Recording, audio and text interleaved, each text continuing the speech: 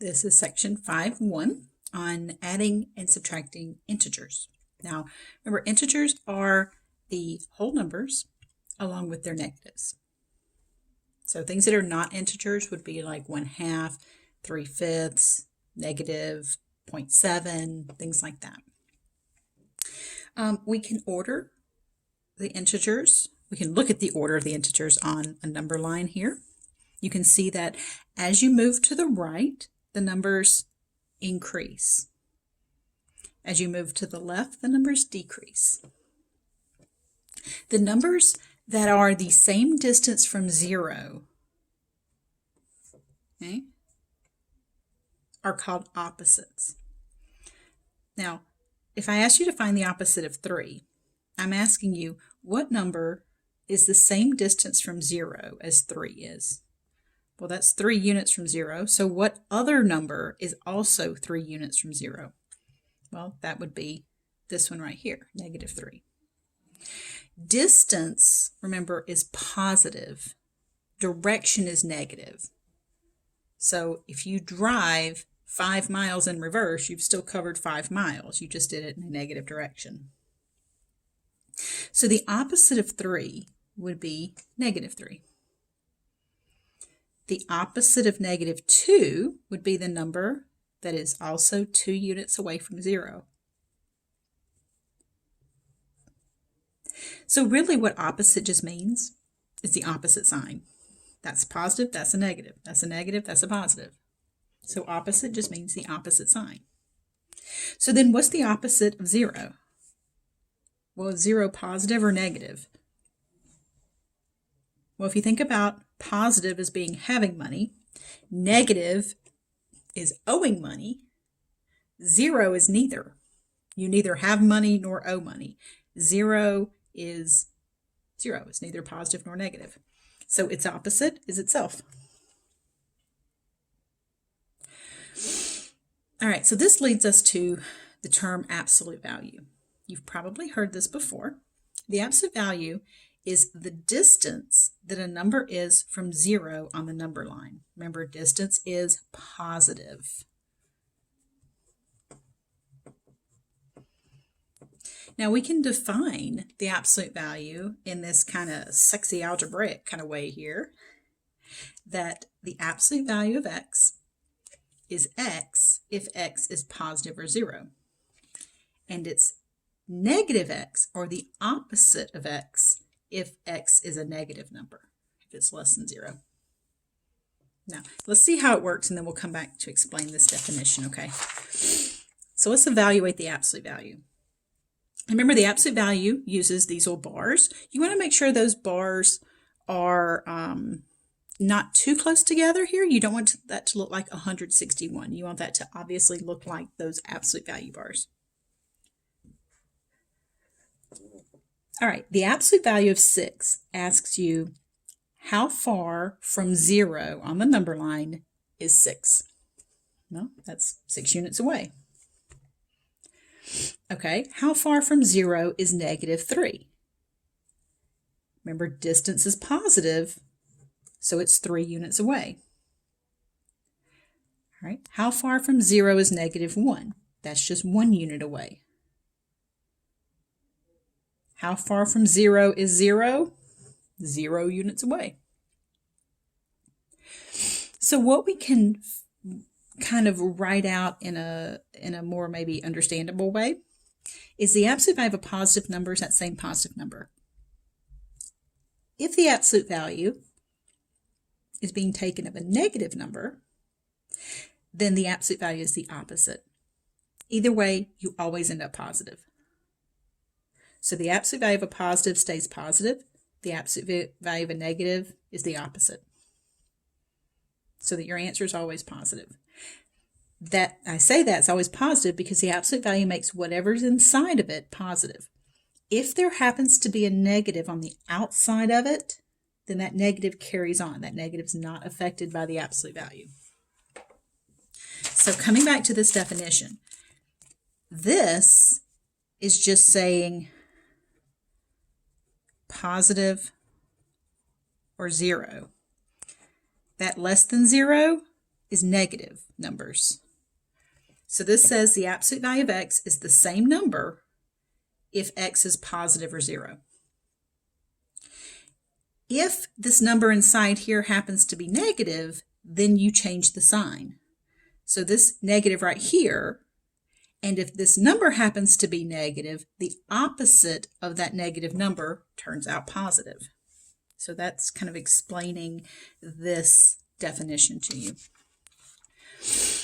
Now, we need to know the absolute value definition in order to talk about how to add and subtract integers. So before we do that, let's talk about the properties.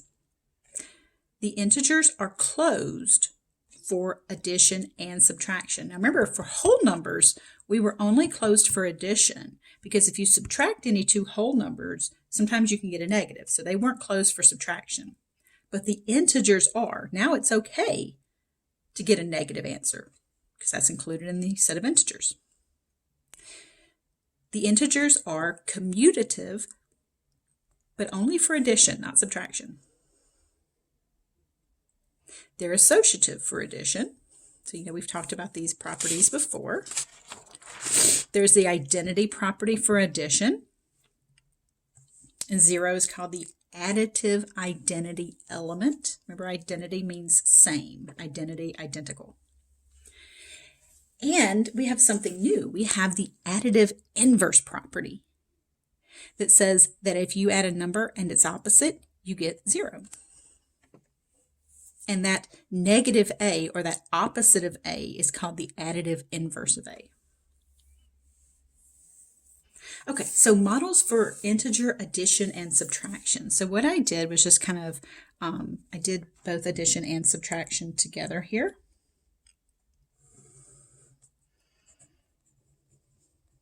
So this column is my addition, and this one's my subtraction. So I just did some pattern stuff here. And what I was working toward was this negative plus negative is a negative. That bothers people for some reason. I'm thinking it's just because sometimes we think of two wrongs making a right. Maybe, I don't know. But a negative plus a negative is a negative. If you spend $5 and then you spend $2, you have now spent $7. The subtraction, this, subtracting a negative, that does tend to give some students a hard time. But don't just think of it, if you were taught, oh, minus a minus is plus a plus, let's think about what that really means. Why is it?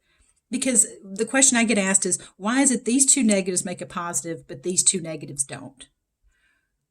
Because of how the problem is worded. This is spending money and then spending more money.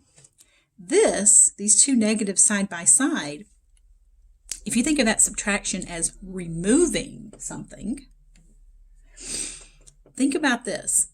This means you have $3 in your bank account, and then you have a charge for $2. This is going to remove a $2 charge, like say an ATM fee. If you had that $2 ATM fee and somebody removed that ATM fee, that adds $2 onto your account, right? So that's why this subtracting a negative can be looked at as just addition. All right. We can also use a number line to model addition, subtraction of integers. Now, this one looks pretty convoluted, but it really isn't. This is actually a really good model for addition, subtraction of integers. So here's how I want you to kind of stage it here. This first number is your starting point. The plus or the minus, depending on which one you have, tells you which direction to face. I'll show you what I mean by that in a second. And then this number over here, if it's positive, you're going to move forward, forward being in the direction you're facing. If it's negative, you're going to move backward, away from the direction you're facing. All right, so we know some of these answers here, right? So that's going to be 4 plus 2 is 6. That'll be -2. That'll be 3. That one's -2. That's -2, -5. Is that going to be a +1 and a +4? So here's what I have done. I have a number line. It's kind of hard to see here, but I'll move it as necessary. Got a big fat daddy number line here.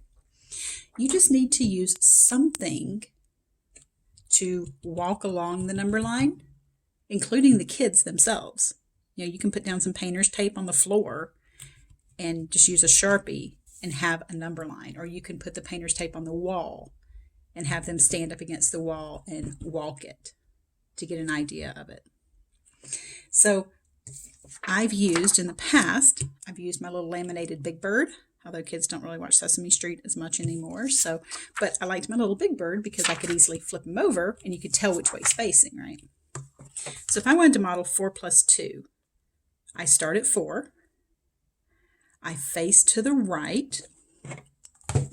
So that is telling me which way to face. And this +2 is telling me to move in the direction that I am facing. So if I start at 4, he's over here, and I'm going to face to the right. So you can see little birdie here is facing to the right. He's going to move 2 units forward. That's the direction he's facing. So I'm starting right here at 4. So 2 units over, he ends up at 6. Now, like I said, you don't have to use, a bird. I've heard this called bird on a wire before. You can use, even have them use little Lego pieces. I got little Lego Ray here. I won't tell you her last name just in case you haven't seen the most recent movie. I don't want to spoil anything by telling you what her last name is. We'll call her Skywalker. Yeah, not her actual last name. So, let's see. -7 plus 5. So she's going to start at -7. Let me not do that one. Let me do 5 minus 2 because I didn't get back to -7 here. 5 minus 2. Start at 5. Face to the left. Right there. And then move 2 forward because it's a +2. So start at 5. So here's Ray. She's at 5. She's going to face to the left. And then she's going to move forward 2 spaces. So 1, 2. And that puts her right there at 3. So 5 minus 2 is 3. This one we start at 3. You face left. And you move 5 forward. So let me do this one. 1 plus -3. So you start at 1. You face to the right because this is a plus.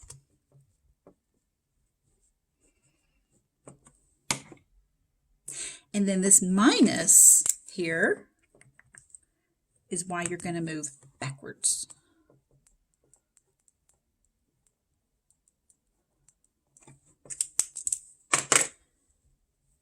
So I'm going to start at 1. I'm going to face to the right.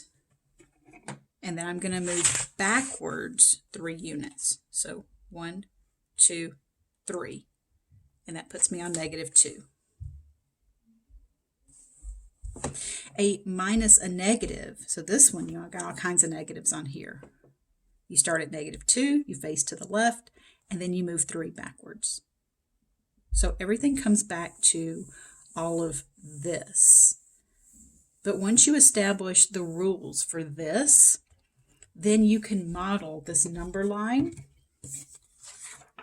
and get an idea of it. So this is really good for visual learners. This is also really good for tactile learners, the ones that have to touch things. So this is a good way of helping them. Another thing we can do for visual and tactile learners is the black and red chips or charged field. Now, the black and red chips, we usually use black and red because we represent black as being positive, red as being negative. Just because if you think about it in terms of accounting, You know, red being bad, red being that you're negative in the negative, and black being in the positive, as in like Black Friday. You know, businesses are in the positive, that kind of thing. So the black and red chips and the charged field are the same model. The charged field just uses pluses and minuses.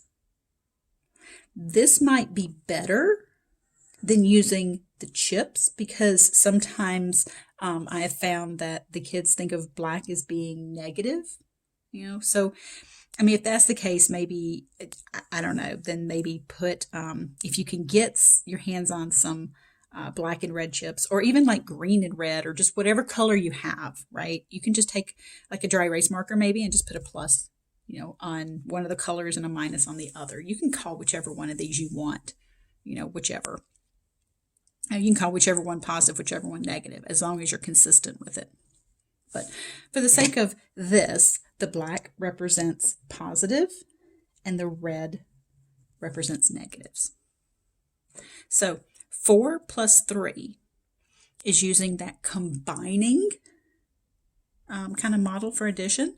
So I'm going to take 4 black chips, 3 black chips, combine those together, and I get 7. So that 4 plus 3, you can see, gives me a positive 7 because there's all 7 positives in here. Same thing over here, 4 positives, 3 positives, together 7 positives. Negative 3 plus negative 2. Well, negative 3 would be 3 reds. Negative 2 would be 2 reds. Combining those together gives me a total of a bunch of reds, and there's 5 of those reds. Or over here, 3 negatives and 2 negatives combined give me 5 negatives. All right, now's where it starts getting interesting. Negative 6 plus 4. So the negative 6 would be 6 reds. So I put in 1, 2, 3, 4, 5, 6 reds. And then 4 blacks, because that's positive. So 1, 2, 3, 4. Each pair will zero off. Each black-red pair zeroes off because one represents a positive, one represents a negative. So what I did was I went through and red, black, that's 0. Red, black, 0. Red, black, 0. Red, black, 0. So I zeroed off the pairs and I was left with 2 reds. Red is negative, so there's 2 reds left. So that means my value for this entire circle here is negative 2.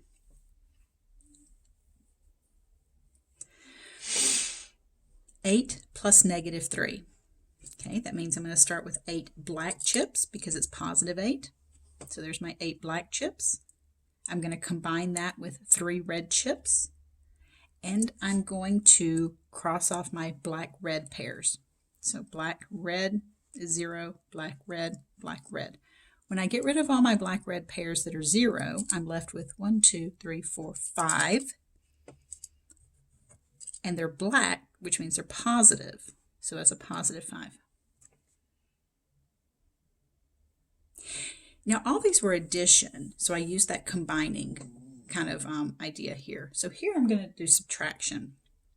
This one's a lot trickier.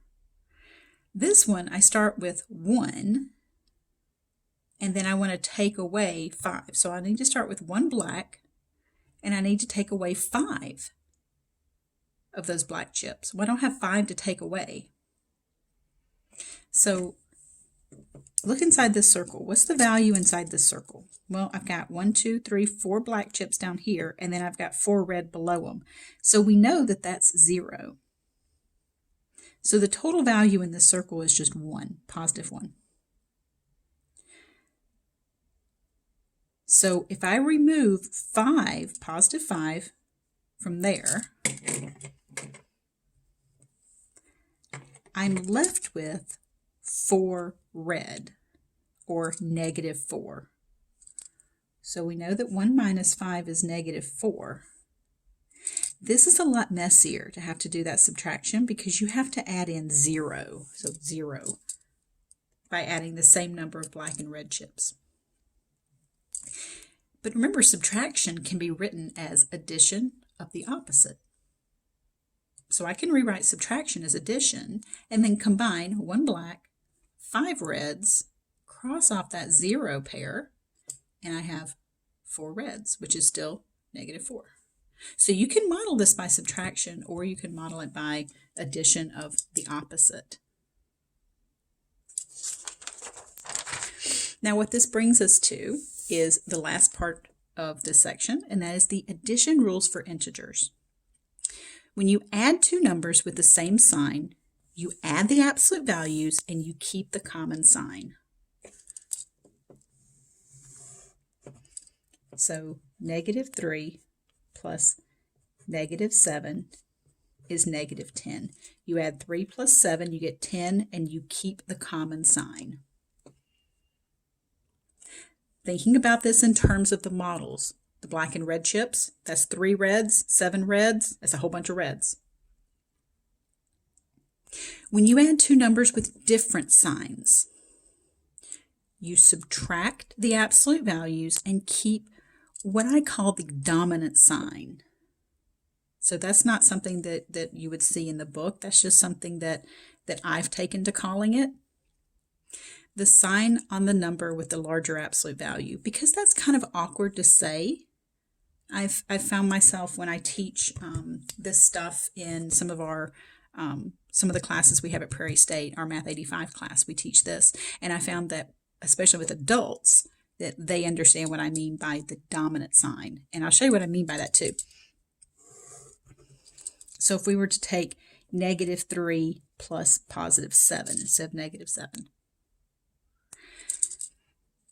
we subtract the absolute values. So the absolute value of 3 is 3. The absolute value of 7 is 7. So 7 minus 3 is 4. The dominant sign, so if you think about this in terms of that charged field model, you've got 3 negatives and you have 7 positives, or 3 red chips, 7 black chips. Which sign do you have more of?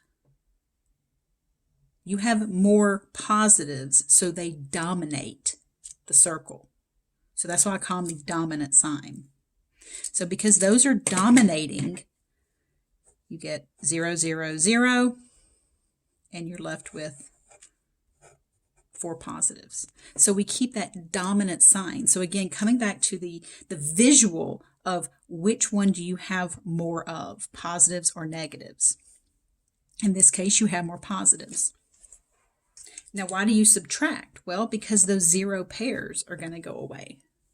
So this is a really good way of modeling these rules rather than just mindlessly memorizing them and taking a chance of getting them wrong. So it's good to see where these things come from, why they work, how they work. Because if you understand how something works, then it's easier to do it. It's a little less just kind of taking it on faith, right? And just believe it, do it, don't question it. No, math can be questioned, should be questioned. So, okay, that does conclude section 5.1.